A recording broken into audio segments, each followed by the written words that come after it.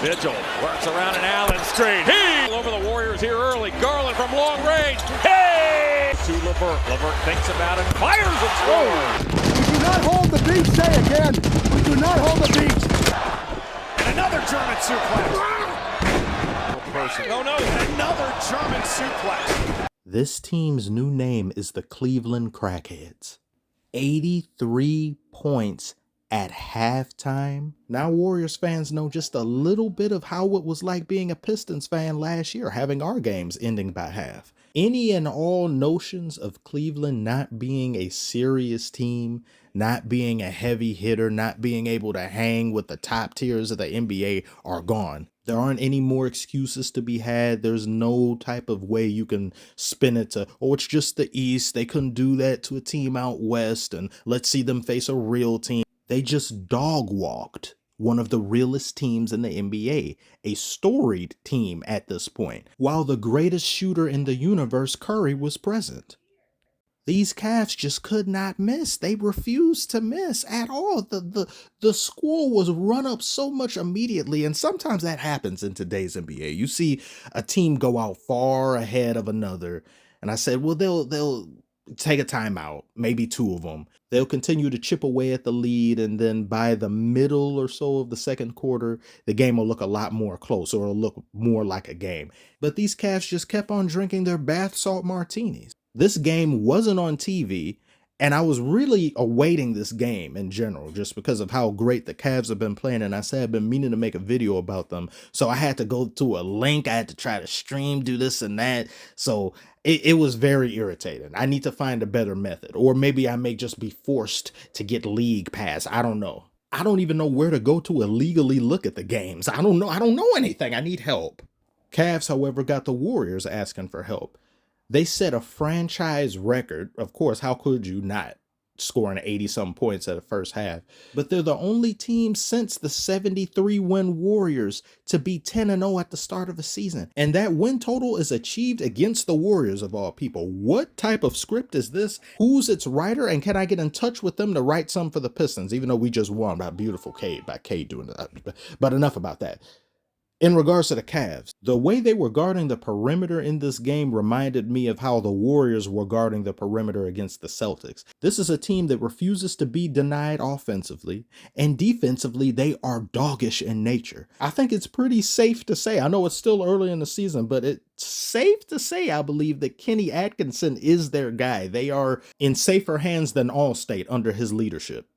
He clearly fulfills the needs that needed to be addressed and the schemes that needed to be implemented that I guess J.B. Bickerstaff wasn't capable of doing or doing consistent enough to bring this team to their fullest potential. Garland and Mobley seem a lot more comfortable than they were last year and just playing off one another and how they basically coexist with Donovan Mitchell. And when you have a player like Donovan Mitchell, essentially a try-hard in him, you start to develop an identity. There's a lot of quickness with this team and amazing persistence. Look at this. Look at Jared Allen.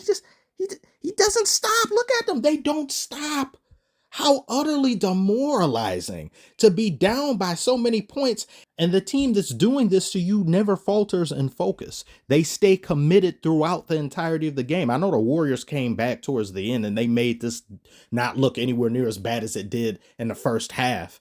You can't expect everybody to play throughout 100% pristinely the entire time, but the amount of damage they did in the first half and then following it up in the second half, you spend so much time trying to climb out of that hole while these Cavs continue to add more and more stones. Sweaty tryhards. Cavs had Warriors like that girl in the ring. You ain't climbing out this well, bitch. You better drink you some water while you down there. I really don't need any more tryhards to worry about, especially in the East, because it's one thing if they're out West. You got a couple tryhards out West, you OKC Thunder and stuff, but to have the Cavaliers and the Celtics in my same conference with my Pistons and we got to face them multiple times, I don't need that.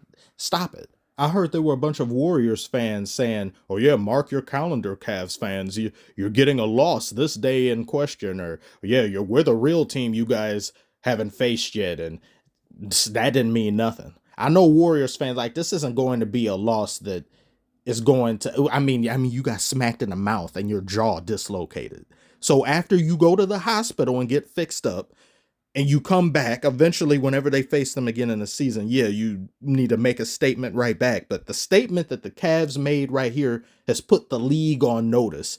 This isn't no more of just, oh, we're a perennial playoff team that we kind of get to the second round and we're not serious. No one's thinking about us. We're not going to make any real noises. You can't tell that to this Cavs team. They said, no, the time is now. We are here. We don't care about your Celtics. We don't care about your Thunder and all that. I very much look forward to the games coming in the future. I just wish I could properly watch them so that I don't have to deal with all the streaming, this buffering and all that other stuff. I miss back in the day when games was on TV. I really miss that. But that's all I'm going to say for now. Because this was a phenomenal performance by the Cavaliers. I'm really happy for the fans, mainly for Cleveland, and having a team this good that you can get behind, that you so rightfully deserve, that isn't just centered around one superstar player being LeBron. And I know LeBron is basically just the beginning and end of thought when the average person thinks of the Cavaliers and they ignore the team of the 80s and how good they were looking. And they, going forward, if they're able to keep this up, which with just the chemistry on display with the team, and you could tell these players really enjoy playing alongside one another and they play with each other extremely well. This can keep up for the rest of the season, and everybody in the East needs to be very fearful in facing the Cavs in a series because they don't know how to lose at this point. So tell me, everyone, what did you think about this game? Are you still reserved on the Cavs' potential and what they could do as a team, or have you seen enough? Comment below, let me know. Thank you all so much for watching. Like and subscribe if you are new. There were too many damn good games on at once. I'm going to have to make multiple videos, and I may have like one or two tomorrow too, but we'll see. I'll see you on the next one.